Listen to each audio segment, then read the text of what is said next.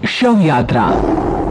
अमरपुर नाम के एक गांव में विमल हलवाई अपने 2 छोटे बच्चों और बीवी के साथ रहता है। विमल की पत्नी ज्योति भूत प्रेत जादू टूने में बहुत माना करती थी। इसका बिल्कुल विपरीत विमल इन चीजों को दकियानुसी माना करता था। रोज की तरह विमल अपने मिठाई की दुकान जाने के लिए निकलने की हड़बड़ी में होता है। मैं निकलता हूँ ज्योति, देरी हो जाएगी, दुकान भी खोलनी है मुझे। अजी ध्यान से, आज अमावस्या है। रास्ते में कोई कपड़ा या कुछ भी गिरा हो तो उसे लांग मत दीजिएगा, बगल से चले जाइएगा। अरे ऐसे तो तुम मुझे पागल ही कर दोगी क्या?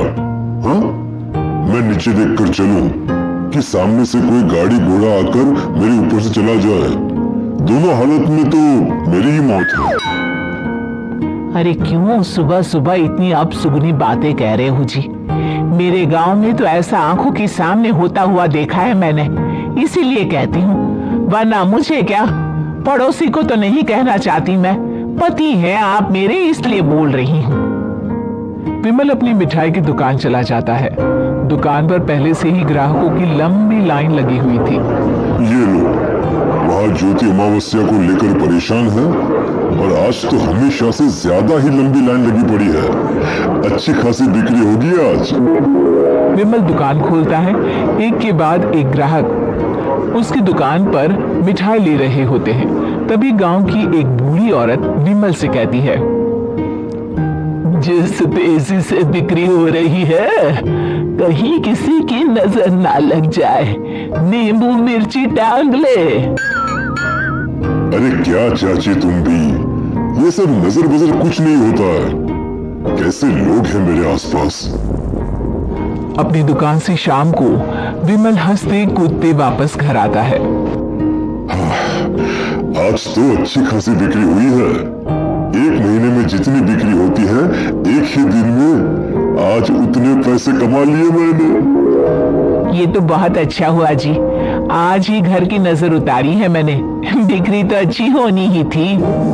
अच्छा, तुम खाना लगा दो, सारा माल बिक चुका है। मुझे शहर जाना होगा, कुछ चीजों की जरूरत पड़ेगी। रात भर मिठाई बनाऊंगा, तब जाकर कल सुबह दुकान खोल पाऊंगा। खाना खाकर विमल शहर जाने के लिए निकल पड़ता है।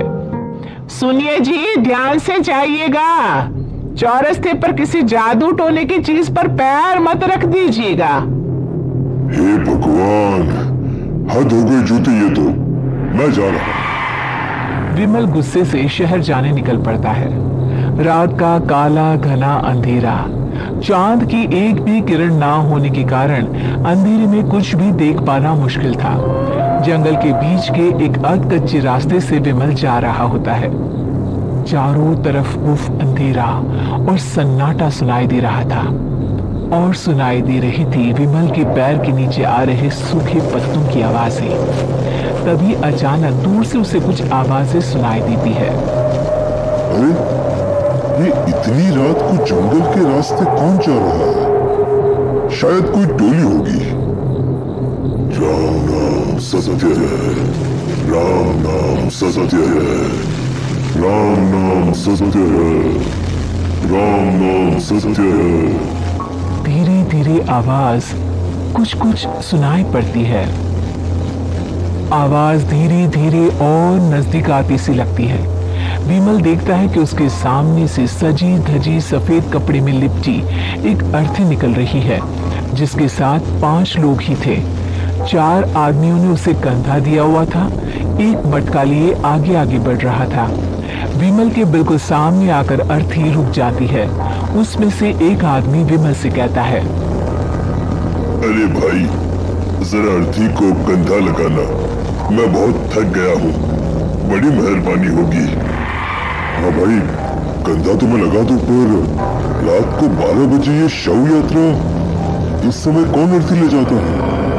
तभी विमल को ऐसा लगता है कि शव में से आवाज आई। ये आवाज।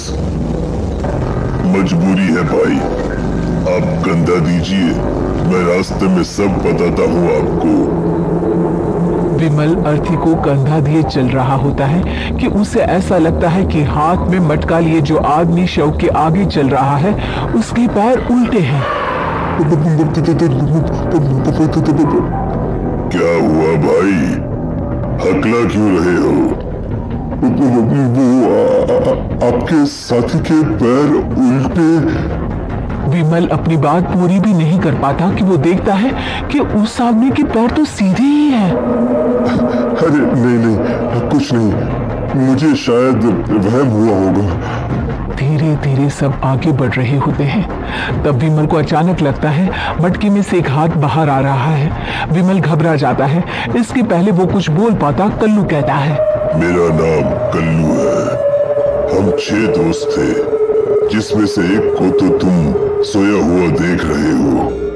इतनी पक्की दोस्ती थी कि जैसे हम सब सगे भाई हैं। पर किस्मत का कोई क्या कर सकता है। आज से 4 साल पहले एक नदी में हम सब नहाने गए थे, जिसमें डूबकर राजेश की मौत हो गई। किसी मजबूरी के कारण हमें उसकी अर्थी को रात को ही शमशान घाट ले जाना पड़ा। हम 5 उसे ले जा रहे थे। 4 साल पहले आप 5 में मैं कुछ समझा नहीं। मंकू अपनी गर्दन पीछे घुमाकर अपनी आंखें बड़ी बड़ी कर विमल से कहता है, अरे भाई पूरी कहानी खत्म होने दो, फिर बीच में बोल लेना, ठीक है? तभी रास्ते में एक हादसे में अपने दोस्त के साथ हम सभी मर गए। वो सामने देखो, हमारा दोस्त। विमल सामने देखता है। उसे दिखता है कि एक ऐसा आदमी जिसका शरीर कई जन्मों से पानी के अंदर रहने के कारण सफेद पड़ गया है। उसकी आंखें बाहर की ओर निकली हुई थी। फिर ये अर्थी किसकी है? अर्थी के साथ के लोग अर्थी को नीचे रखते हुए एक साथ विमल की ओर देखते हुए कहते हैं, तुम खुद ही देख लो। विमल शव पर से सफेद कपड़ा हटाता है। शव की जगह खुद को ही देखकर विमल के होश उड़ जाते हैं। वो शव विमल की ही थी। पलक झपकते ही विमल उस अर्थी की जगह पर होता है। 6 के 6 दोस्त उसी तरह अर्थी को उठाकर चलने लग जाते हैं। राम नाम सत्य है। राम नाम सत्य है।